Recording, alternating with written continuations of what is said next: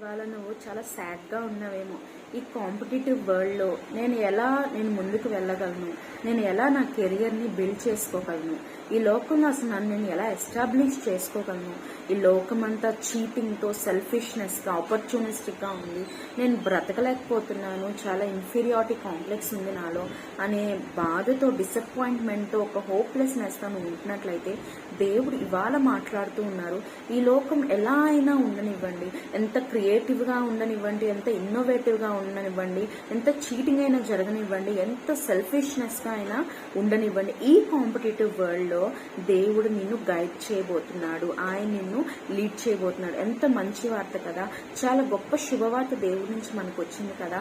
దేవుడు అంటున్నాడు, నేను నిన్ను ఇన్నోవేటివ్గా మారుస్తాను, నీ తలాంతుల్ని ఎలా ఉపయోగించాలో నేను నీకు నేర్పిస్తాను. ఎందుకు బాధపడుతున్నావు? నువ్వు అనుకుంటున్నావు ఇదిగో ఏ స్ట్రీమ్ తీసుకోవాలన్నా, ఇప్పుడు ఒక డాక్టర్గా చూస్తే గల్లీకి డాక్టర్స్ ఉన్నారు, అదొక వ్యాపారం లాగా అయిపోయిందని నువ్వు అనుకోవచ్చు. లేదా ఒక ఇంజనీర్స్ పరిస్థితి తీసుకుంటే ఏఏ వస్తుంది, ఎన్నో జాబ్స్ రీప్లేస్ చేస్తుంది.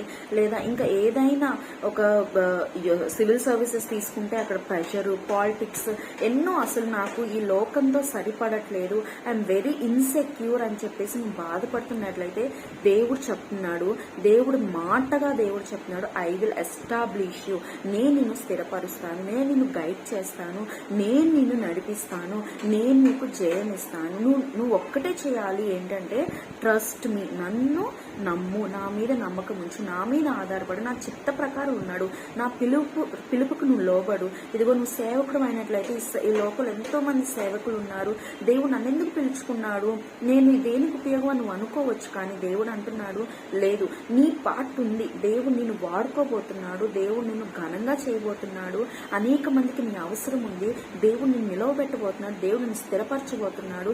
పిలుచుకున్నవాడు నమ్మదగిన వాడు కనుక గొప్ప కార్యాలు దేవుడు మన జీవితంలో చేస్తాడు. గొప్ప ఆలోచనలు మన పట్ల ఆయనకు ఉన్నాయి కనుక నువ్వు ఏదైనా సరే, ఎలాంటి ఉద్దేశంతో నువ్వు ఉన్నా, అది దేవుని చిత్తమైతే, దేవుని చిత్తానుసారం అయితే దేవుడు తప్పక నిన్ను లీడ్ చేసి, నిన్ను ఎస్టాబ్లిష్ చేసి, ఈ కాంపిటేటివ్ వరల్డ్లో నిన్ను ఒక ఫేమస్ ఫిగర్గా, నిన్ను ఒక ఇన్నోవేటివ్ పర్సన్గా, నిన్ను ఒక ఘనంగా దేవుడు నిలబెట్టి ఆశీర్వదిస్తున్నాడు. ఆమేన్.